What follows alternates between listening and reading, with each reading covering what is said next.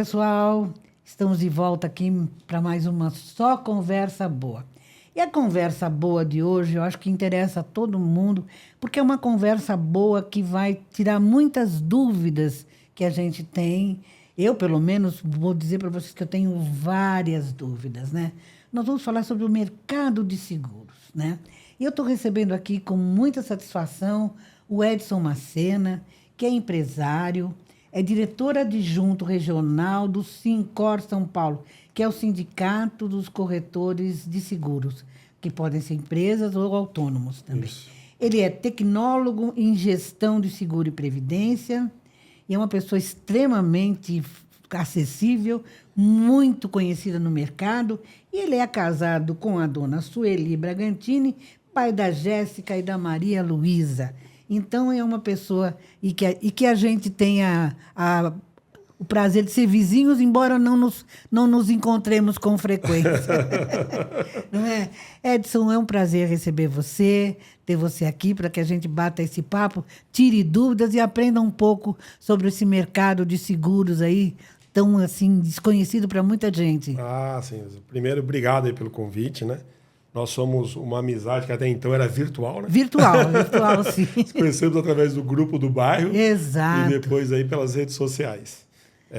Fico muito agradecido pelo convite de falar de um tema que é tão interessante ao meu modo de vista que todos os cidadãos, todas as pessoas precisam entender e conhecer como funciona o mercado de seguro. Eu acho que é uma coisa... O seguro... No Brasil, ele não tem assim uma tradição tão antiga. Ele é relativamente jovem aqui no Brasil, né? A gente começou tendo conhecimento sobre o mercado de seguros através dos carros, um pouco agora seguro de casa, seguro de vida, alguma coisa. Mas eu acho que o mercado de seguro é muito maior que isso. Sim. Na verdade, o mercado de seguro tem mais de 100 anos no Brasil, né? Só que ele vem se desenvolvendo nos últimos anos devido ao crescimento da economia. Sim. A representatividade dele do PIB vem crescendo. Países de primeiro mundo chega a ser mais de 10%. E aqui, se eu não me engano, o último número é entre 6%, por aí. Porque antes era restrito as camadas mais altas, né? Sim, agora o seguro está se mais popularizando, está começando a pegar nichos. Hoje eu falo que muitas vezes a gente vai num posto de gasolina e quer falar com um dono, esquece de falar com o frentista. Certo. E ele tem a necessidade do seguro. Ele tem necessidade de fazer o seguro também. E nessa conversa espero mostrar e ver aí o que está acontecendo hoje no mercado de seguro. Além do que a gente falou, do seguro de casa, de carro, o seguro de vida, que outros tipos de seguro existem hoje? Na verdade, sim. Hoje o mercado de seguro está indo para o lado financeiro também. Sim. Então, nós temos seguros de garantias contratuais.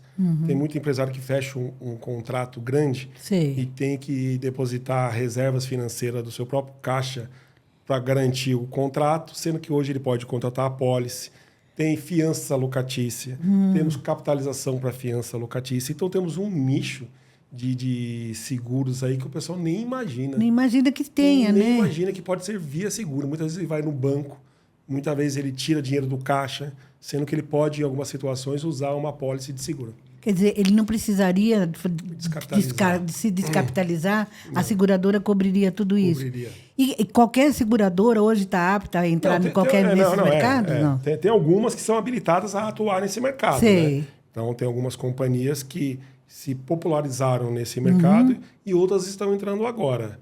Então, é um mercado de garantias financeiras que não é pouco explorado no Brasil ainda. No caso das seguradoras, as seguradoras são divididas assim por setor ou tem seguradora, a maioria engloba todo tipo de seguro? Não, a maioria trabalha com todos os ramos. Sei. Porém, tem algumas que são mais específicas de determinado nicho. Né? Sei. Tem seguradora que só trabalha com garantia e é o nicho dela. Sei. Tem algumas que são focadas em transporte. Então, cada grupo financeiro que abre uma seguradora, eles escolhem o tipo de nicho que eles querem trabalhar, né? Hoje, uma seguradora, algumas delas, pelo que eu estive vendo assim, elas têm que fazer praticamente a administração da sua vida. Sim. Sim. Tem algumas que fazem até uma campanha. Seu cliente não pode ter só o seguro de carro com você. Sim. Você tem que ter todo ao redor do seu cliente. Sim. O vida, a previdência, o saúde, a residência dele. Algumas estão até com o mercado financeiro, abrindo conta digital, cartão de crédito, financiamento. Então, o mercado de seguro não é mais só aquela pólice de automóvel que o pessoal é um banco, é quase que um banco que te auxilia, que administra a sua vida. Estamos quase virando um banco. Eu não estou mexendo com dinheiro, mas daqui a pouco vai ter que blindar lá a corretora. Nossa. Sim, mas eles estão atuando bastante no mercado de seguro de pessoas e mercado financeiro. Me diz uma coisa, a questão do seguro previdenciário, que é um dos seguros que mais, acho que é um dos setores que diz de perto a todo mundo, e todo mundo praticamente precisa, porque quem vai viver na previdência depois da aposentadoria, normalmente não consegue viver da mesma maneira que vivia enquanto empregado. Como aposentado, ou o que ele ganha como aposentado não vai suprir a necessidade dele. Então, muita gente encaminha para esse lado do seguro previdenciário. Sim, infelizmente o brasileiro não pensa muito nisso, né? Ele deixa para pensar lá na frente.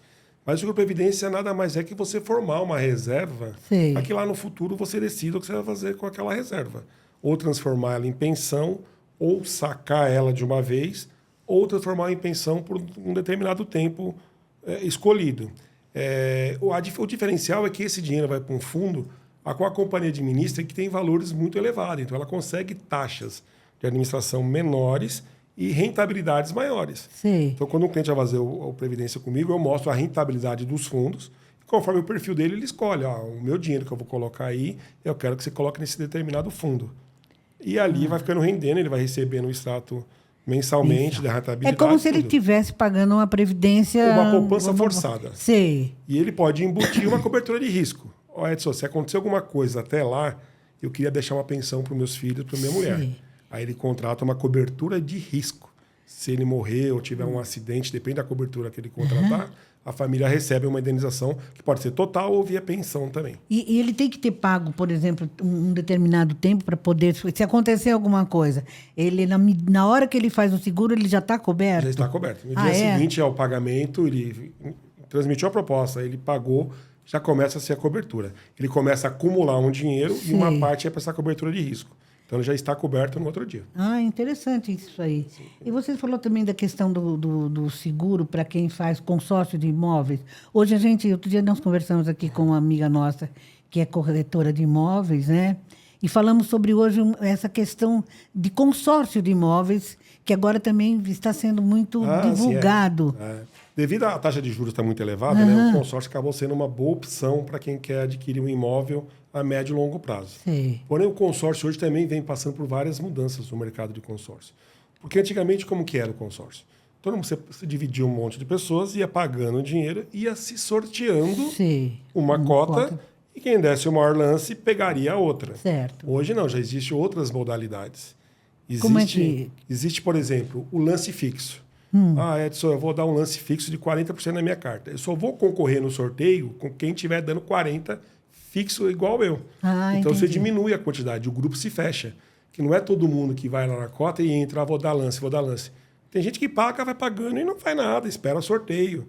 Então, o lance fixo é uma alternativa de você talvez ser contemplado antes. E aonde entra o seguro aí? O seguro é que as seguradoras estão comercializando. Entendi. Olha, tá. Lógico que com a cota do consórcio você vende o seguro de vida junto.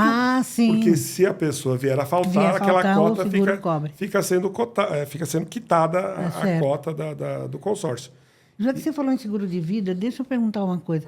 As pessoas ainda fazem muito seguro de vida ou ainda existe aquele preconceito, achar que não faz seguro porque vai atrair a morte, coisa desse tipo? Quando você aborda uma pessoa para falar do seguro de vida, ela se sente meio receosa. Estou falando da pessoa física, né? Quando a pessoa te procura, você já desconfia. Ela já pode ter alguma intenção. Mas aí tem um questionário de saúde que a pessoa é obrigada a responder, assinar e mandar para a companhia.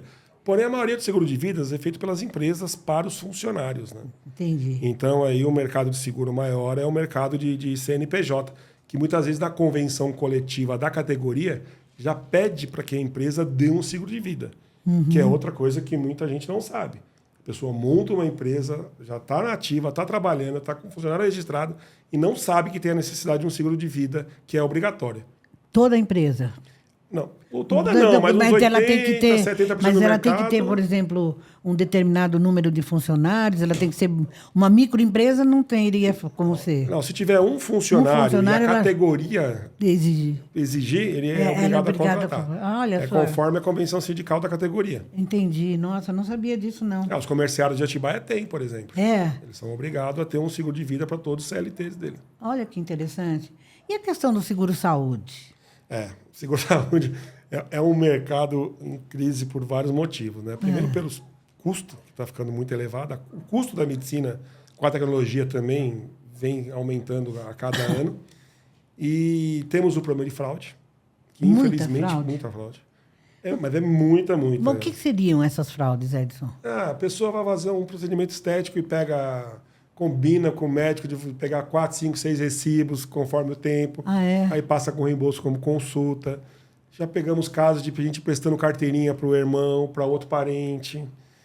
Então, acaba prejudicando o mercado de seguro num todo, né? Sim. Infelizmente. E também a omissão da situação quando entra no plano, né? Hoje as companhias estão analisando muito bem na hora de você comprar um plano. O questionário de saúde ele é muito criterioso. É bem mais do que já foi.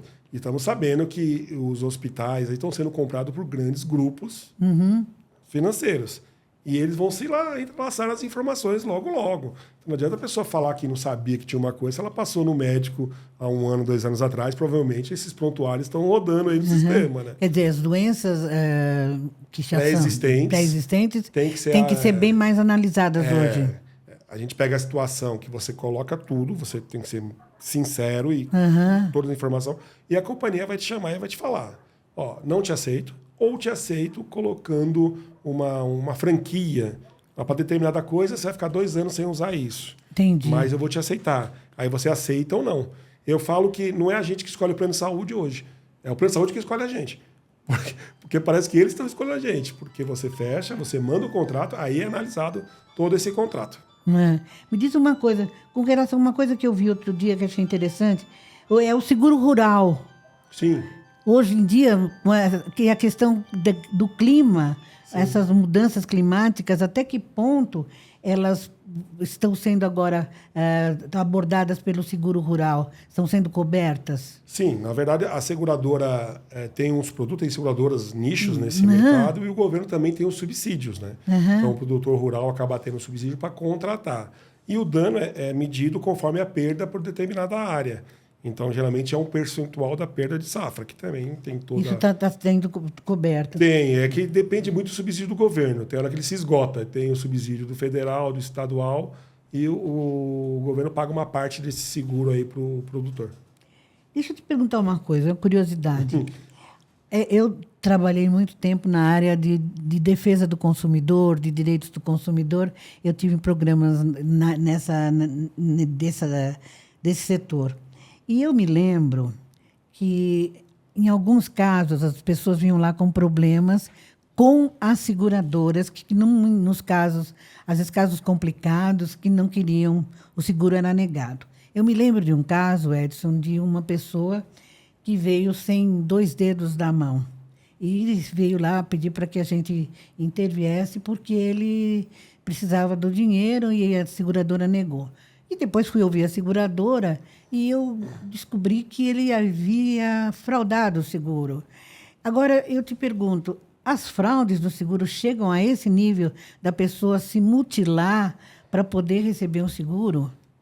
Infelizmente, sim. Né? Ao ponto de chegar de se mutilar é uma coisa até triste. Nossa, imagina terrível. Como está a situação da pessoa. Sim. E o pior é quando a pessoa acaba com a vida de outra pessoa para receber indenização, né? Porque acaba tendo algumas situações de homicídio que a gente vê na imprensa sempre aí, que vai pesquisar a família, o marido, ou alguém contratou uma apólice de vida recentemente e aconteceu um acidente com aquela pessoa em pouco tempo depois, né? Isso é muito comum, infelizmente, é mais comum do que parece. É que as seguradoras acabam tendo muito cuidado em como a história acaba ficando meio confusa. E o perito, no caso, ele tem que ter um olhar muito sagaz para perceber que, por exemplo, eu me lembro aquele caso, foi chocante, de perceber que uma pessoa se colocou para ser mutilada ela mesma E como é que ele vai descobrir aquilo lá? É esse caso específico, eu não sei, mas provavelmente... Sim, o que eu percebo muito é que nas entrevistas as pessoas acabam se Se entregando. Porque quando é aquela pressão da entrevista ali para uma pessoa profissional, as histórias começam a não bater. Não sei, de repente tinha uma câmera no local, ou de repente alguém viu e numa pressão, numa testemunha, acabou se entregando. E outros casos que eu me lembro que as pessoas muitas vezes capotavam carro. Não, nossa, de carro, eu peguei um caso aqui que a seguradora... O corretor chegou na minha mesa, na época eu trabalhava numa seguradora, e falou: Edson, o meu cliente recebeu o cancelamento do seguro. Por quê? Ninguém pediu, e eu fui investigar, se descobriu que o filho participava de racha, e a seguradora tinha conseguido uma filmagem e cancelou o seguro dele antes de acontecer alguma coisa. Não. Então, quer dizer, tem muita coisa. No seguro de automóvel, infelizmente, a fraude também é grande, né? Eu peguei um caso recentemente que hoje está na moda, assim, na moda não, as companhias meio que passaram algumas obrigações para o consumidor. E uma delas é de fazer a vistoria. Então, a pessoa com o celular mesmo, ela tira a foto do carro e faz a vistoria. E se pegou um caso que o cara fez o seguro, ele fez a vistoria, passou algumas semanas, o carro batido. Pô, a companhia meio que desconfiou, só que a companhia teve acesso a vídeos que antes de ele fazer o seguro, ele tinha passado em locais que o carro já estava batido. Já estava batido. Então, a companhia foi lá, lógico, mostra tudo. Muitas vezes a companhia bloqueia ele e passa isso para o mercado, e a pessoa é bloqueada no mercado todo de seguro. E quando acontece um caso desse, quer dizer, a pessoa não consegue fazer nunca mais. Não. Nunca mais ela faz um seguro. Não. Isso se não for para uma esfera criminal, né? Certo. Aí é a parte interna da companhia, cada uma age conforme o acúmulo de provas que ela tem. Né? Toda seguradora tem uma equipe assim que é, vamos dizer, de peritos que investiga os seguros para ver. Tem uma esteira, É. uma esteira de processos. Sei. Desconfiou, tira da esteira, vai para esse departamento. Ó, dá uma olhadinha para mim. Em que área, assim, isso é curiosidade minha, que área que as fraudes acontecem mais? É difícil de se falar, assim, que questão de fraude hoje, acho que é o mercado de seguro saúde. Saúde? Percentualmente, assim, é o saúde. As pessoas esconderem doenças. Esconder doença, contratar depois que já está doente. Sei. Porque eu lembro que eu levei um presidente de uma companhia na faculdade que eu fazia em São Paulo, e ele falou uma coisa lá na época que me marcou. Ele falou: o seguro do carro, eu faço o seguro para a pessoa e sei qual é o valor que eu vou pagar. Sei. O seguro saúde eu não sei. Eu faço hoje, amanhã ele pode cair numa UTI. E eu não sei quanto eu vou gastar nessa UTI. Então, é um seguro que não tem limite de gasto. A UTI é uma coisa que não tem... Então, o seguro-saúde é um seguro que é bem cirúrgico. Você tem que ser contratado direitinho. Eu até, quando nós começamos a comercializar, eu falei para um cliente, e até para uma pessoa de uma operadora também. Eu falei, se eu falar para você que seu carro não tem cobertura no vidro, é uma coisa. Se eu falar que seu filho não vai ter direito a uma cirurgia, é outra. Então, eu preciso contratar bem direitinho esse seguro para não termos problema. E qual o conselho que você dá para as pessoas na hora de contratarem uma seguradora? O que ela tem que falar assim, ó, o que ela tem que avaliar para que ela entre num negócio saudável e seguro, um seguro? Primeiro passo é procurar um corretor. Primeiro passo, um corretor. E precisa de ser de confiança. Confiança. Ou pelo menos alguém que indique, que avalize o corretor. Segundo, todas as companhias são habilitadas a trabalhar no mercado, senão elas não estariam. Porém, lógico, se começar a dar muita diferença de preço, você meio que desconfia. Tem seguradoras que estão entrando no mercado para ganhar mercado e nem sempre vão prestar aquele serviço que estão prometendo. Então, é bom pegar o conselho do corretor, que tem uma experiência com todas, e ver a opinião dele. Tem seguradora, vamos dizer assim, que não é assim, de extrema confiança, para não dizer que não seja, que se forma realmente visando lesar o consumidor? É que confiança se conquista com o tempo. Com o tempo. Mas existe nessa parte de você formar uma seguradora, também existe a fraude? Não, a fraude por parte da seguradora eu não acredito, porque elas são bem reguladas. Tiveram algumas recentes que tentaram entrar, ficaram pouco tempo e já foram bloqueadas. Como é que você que é lá do sindicato, como é que funciona a atuação do sindicato em relação a essa fiscalização? O sindicato, na verdade, ela protege o corretor do mercado. Do mercado. Porque o corretor acaba ficando muito isolado e o mercado de seguro é um mercado enorme, financeiro enorme. E você pega um grande percentual dos corretores são corretores individuais, que trabalham em casa, pessoas autônomas. Então, ela não se sente segura em uma briga com a seguradora. O sindicato é uma representatividade da categoria junto à seguradora. Então, o sindicato ele não tem o poder de proibir o corretor de fazer nenhuma seguradora. Certo. Só que ele sempre alerta. Cuidado com essa, cuidado com aquela. A gente não fala porque a gente não... Só fica de alerta. O resultado dessa não está bom. Você acabou de mostrar um ranking para mim que você pegou na SUSEP, que é muito bom o consumidor consultar. Ranking de reclamação. Então, é bom você ter essa ideia. Está tendo muita reclamação dessa seguradora. Então, é bom avaliar tudo. Mas o corretor, ele tá bem amparado para te dar a opinião dele e vai te dar uma segurança. E o sindicato dá essa assessoria para o corretor? Sim. O sindicato chega a pegar casos junto ao corretor e defendê-lo e tentar reverter na seguradora a análise do processo. Nada fora do padrão, que muitas vezes acaba indo naquela linha de montagem da seguradora, recusou por causa daquilo. Mas o cara tem um detalhe, não foi bem assim, foi de uma outra maneira. E o corretor sozinho não tem condição de ir até a seguradora e pedir essa análise. O sindicato nos assessora, dá uma assessoria jurídica e não dá um suporte para a gente. E o sindicato de São Paulo, ele atua no estado todo? No estado todo. E você faz parte do sindicato daqui de Atibaia, não? Na verdade, sou adjunto, represento Atibaia e Bragança, a nossa região, e sou ligado a Jundiaí. Ah, Jundiaí. Isso. E são quantos associados nesse sindicato? Em torno de 5 mil sócios. Se eu não estiver enganando, não, desculpa. A última vez que eu vi 5 mil era um outro número. Estava chegando a 11 mil sócios corretores no estado de São Paulo. 11 mil. Bastante, né? Sim. Mas nem todas as seguradoras pertencem ao sindicato. As seguradoras, os corretores, né? O índice ainda é muito baixo. Ainda? Tanto é que a ideia de se montar uma representatividade aqui é de tentar trazer mais corretores para dentro do sindicato, mostrando que o sindicato é o parceiro dele na operação de seguro. Hoje, você, como gestor de seguros, uma pessoa que não conhece muito o mercado, mas acha que é necessário para que ela se precavenha de determinadas coisas, como é que você aconselharia uma pessoa que não entende nada de seguro? Sou eu lá. Vou lá na sua corretora e falo, Edson, eu preciso fazer um seguro. Eu não sei se eu seguro a minha casa, eu seguro eu. O que eu faço? Por onde que eu começo? Na verdade, a consultoria, né, teria que começar, pelo menos, entendendo a situação financeira. Certo. Mora de aluguel, não mora de aluguel, a casa é própria, não é própria, está quitada, não está quitada. Os filhos, tem filho, já é aposentado. Então, com tudo isso, você vai fazendo uma análise da situação da pessoa. Primeiro é o patrimônio, né? Aquilo que você conquistou, você tem que ter um seguro para poder manter. Eu sempre brinco, não adianta você ter um patrimônio que você não consegue nem fazer um seguro. Certo. Você corre o risco de perder esse patrimônio. E depois aí a questão do saúde. Você tem um seguro-saúde, você trabalha em alguma empresa, você tem um CNPJ, ou então você é de alguma atividade profissional que você possa entrar no seu sindicato e por lá a gente fazer um seguro-saúde.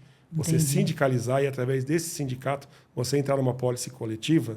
E depois também... Você pode mesmo, você pessoa física, você pode entrar numa pólice coletiva? Pode. Conforme sua atividade profissional, você pode ser colocada dentro de um sindicato, numa categoria. Não sabia disso. A sua categoria, que é o jornalismo, tem um sindicato. Tem. Ele poderia te colocar nesse sindicato e colocar você junto com todos os jornalistas.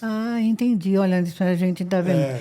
Tem muita coisa nessa área que a gente realmente desconhece, né? Não, se fosse marcar um período de 1 hora para conversar, teria que ser umas 12 sessões para entrar em cada nicho aí. E entraria na questão financeira também, né? Da aposentadoria, do seguro de vida, até alguém que depende financeiramente da sua renda. Por exemplo, a aposentadoria da gente eu sou aposentada, né? E como aposentada nesse país, a gente... Quando você se aposenta, você já sabe que vai ter o seu padrão de vida reduzido, né? Como é que você se precavém para que você não tenha o seu padrão, mantenha o seu padrão de vida através de um seguro? O que acontece? O seguro de vida, eu pego muitos jovens empresários que querem fazer seguro de 2, 3, 4 milhões. Depende, aqueles 2, 3 milhões é para a situação atual dele. Ele tem filhos novos, ele financiou um imóvel, ou então ele tem um custo mensal muito alto que, se ele faltar, a família vai precisar. Mas, ao longo dos anos, aquela necessidade dele tende a diminuir. A casa vai sendo quitada, os filhos vão se formando. Então, você não precisa contratar um seguro de 3 milhões que você precisava com 20 anos, com 50, 60, né? Então, a ideia é o que você precisa para se manter financeiramente. Então, você faz um cálculo estipulado de vida, a média idade de 90 anos, qual é a renda, multiplica. A gente usava uma tabelinha meia de 3 anos, hoje já se usa de 5. Ah, é? Ó, se acontecer alguma coisa, a minha família vai precisar de 5 anos para se estabilizar. Até se dar uma... E tem uma idade limite, por exemplo, para uma pessoa que passou dos 60, 70, para ela contratar um seguro ou não? Hoje o mercado está bastante aberto. Alguns anos atrás, no máximo, era 64 anos para seguro de vida. De vida. Acidentes pessoais era até 70. Sei. Mas o mercado já tem novos produtos, porque a média de idade vem aumentando. Seguros, por exemplo, de carro, de automóvel não tem idade, né? Não tem. Qualquer idade. Até a pessoa estando dirigindo habilitada, ela é apta a fazer um seguro de automóvel. E seguro de casa, mesma coisa. Mesma coisa. Patrimonial, mesma coisa. Ah, tá. Deixa eu te fazer uma pergunta. Olha, e se eu tiver errado, você me perdoe. Vai perguntando. Mas eu anotei algumas coisas aqui, nós estamos conversando e nem estou olhando mais isso daqui. Porque aqui é uma conversa boa mesmo, né? Sim. É uma conversa. Eu estou tentando falar um termo, até me preocupo na palavra, para não ser tão técnico, né? Mas não, está ótimo. Eu queria saber o seguinte, você lembra do DPVAT? Sim. Saiu o DPVAT, voltou o DPVAT ou não? Como é que está essa questão do DPVAT? Então, na verdade, o DPVAT voltou. Voltou. Porque, na verdade, aí tem uma questão... Mas a gente não pagou DPVAT esse ano, não foi cobrado, né? Tem uma briga. Legalmente, não vou saber te dar detalhe de como está hoje. Mas a questão no DPVAT é, entre aspas, para não sufocar o SUS, né? Porque o que acontece? Todo acidente de trânsito acaba caindo no SUS. Certo. E caindo naquela vala comum de custo do SUS. E quem não tem carro está pagando também porque a pessoa está indo para o SUS. Mas aí entrou questão aí de política, de ideologia, aí já foge toda a questão racional. Mas ainda, por exemplo, se acontecer um acidente comigo... Você tem direito. Eu tenho direito ao seguro. Tem direito. Existe aquele pool de seguradoras que fazem...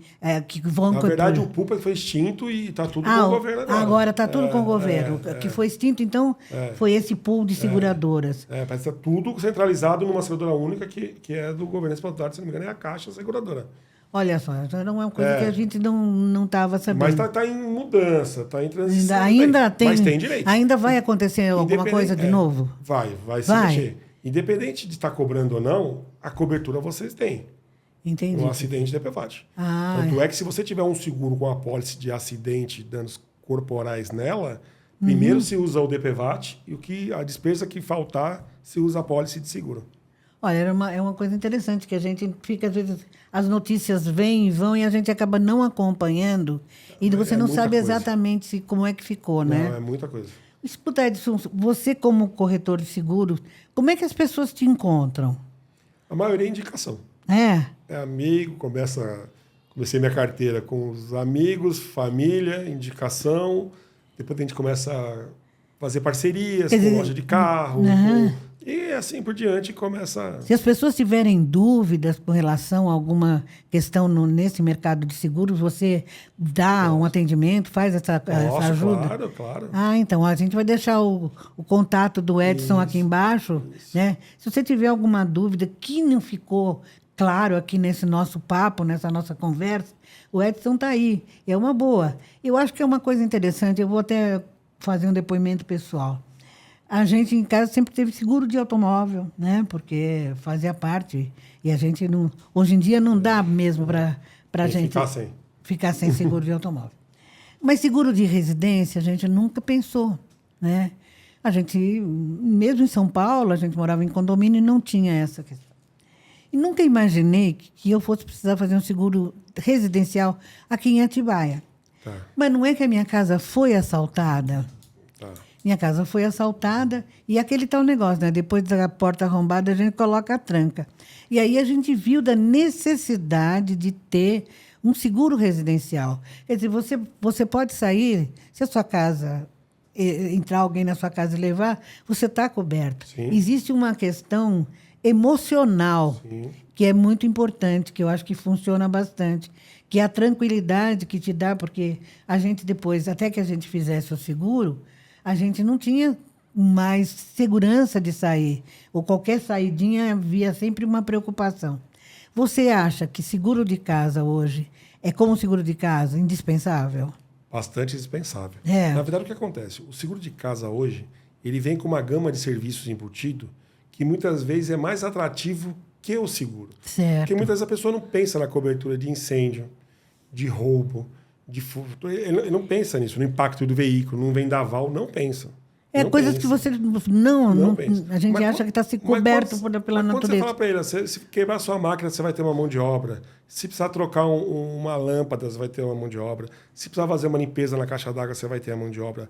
De graça, o cara soma aqui, ele fala, é mais barato ele realmente comprar o seguro. Eu dou aqui esse depoimento porque foi um achado. Sim. Foi um achado, porque a gente não imaginava que houvesse uma cobertura tão grande e tão boa. Já precisei de chaveiro, já precisei de outros serviços de casa, que às vezes na hora você não conhece uma pessoa que faça esse trabalho. E você liga para a seguradora, eles vêm na hora e fazem o serviço direitinho. Realmente uma coisa... E esse nicho ele vem se ampliando. Para você ter uma ideia, Luísa, eu usei um serviço que eu nem sabia que existia como corretor. Olha. Quando eu fiquei sabendo, eu contratei e fazem 2, 3 anos. O meu cachorrinho passou mal, liguei na seguradora, me indicaram um veterinário. Olha que interessante. Indicaram os exames, depois tem que fazer mais exame e pagaram os exames também. Eu tive toda a assistência do cachorro. Dentro da própria... do seguro da residência. Da residência? Da residência. Olha que coisa boa, gente. Olha, gente. Que ninguém imagina. Eu até falei pro meu sócio, eu deixei de gastar R$1.000 e poucos com o cachorro. Nossa, a gente não sabia. Eu juro, eu não sabia disso. O seguro da minha casa cobriu. Cobriu isso. Cobriu. Olha aí, gente, que coisa interessante. Isso aí eu achei uma tremenda prestação de serviço. Então, muitas vezes a pessoa fala, seguro eu não quero. Mas olha o serviço, olha a prestação que está por trás. Certo. Eu peguei um cliente que falou, você precisa fazer um seguro de vida. Meus pais estão velhinhos. E eu estou preocupado, eu não consigo fazer seguro para eles. A questão de funeral, essas coisas é muito complicado, depois em família, não é todo mundo que tem condição de ajudar. Tem segurador que, se você faz um seguro de vida para você contrata uma assistência funeral que cobre pai, mãe, sogro, sogra, sem limite de idade. Isso está dentro do seguro de vida. Você contrata para você e você cobre a sua pai, família, mãe, sogro e sogra. Olha e sem carência e sem limite de idade. Nossa, então, olha, são coisas que você a gente não faz ideia que tem direito, né? Porque quando você fala seguro para a pessoa já cria uma trava. É. Ela já fecha. Então, ele não gosta. Ela já acha que vai gastar uma fortuna, né? Seguro é muito caro. Se meu carro vale 100, eu pago 3 mil no seguro, e minha casa que vale 1 milhão? Você não quer nem saber de conversar, né? E não é essa a proporção. Não né? é, não. E olha, eu vou falar para você, eu aconselho realmente, eu sou realmente uma defensora disso. E olha quanta coisa que a gente aprendeu aqui hoje. Sim. Ainda não sei se eu perguntei tudo que eu gostaria de saber, mas é que é muita coisa. Mas eu vou deixar em aberto aqui, o telefone do Edson vai ficar aqui embaixo. Se você tiver aí alguma dúvida, alguma questão, é só entrar em contato ali com ele, conversar direitinho. Ele vai ensinar o caminho das pedras aí direitinho. Ô Edson, eu quero te agradecer muito a sua gentileza de aceitar aqui o meu convite para esse papo gostoso, essa conversa boa aqui. E a gente vai voltar a conversar, se Deus quiser, para falar novamente novidades na área de seguro, que sempre aparecem, né? Sim. E eu, mais uma vez, então, muito obrigada. Foi um prazer receber você aqui. Luísa, eu que agradeço. Eu encarei realmente como uma conversa, né? A coisa fluiu como uma conversa e foi muito boa. Tentei não ser muito técnico, mas o seguro realmente é um leque de conversa que, se você entrar em cada nicho, você se aprofunda. E eu achei muito legal essa conversa bem genérica, para a gente dar uma noção geral do que existe no mercado. E eu acho que fica aqui uma dica. O corretor de seguro, ele não é uma pessoa que quer te dar o seu dinheiro, ele é um amigo seu que vai facilitar a sua vida. E proteger seu patrimônio. E proteger seu patrimônio. Então, você tem que ver nesse corretor uma pessoa da sua confiança, um amigo mesmo, né? Sim, isso mesmo. Tá. Muito obrigada. Eu tenho como amigo. Muito obrigada. Eu que agradeço. Obrigado, viu? E a gente se vê.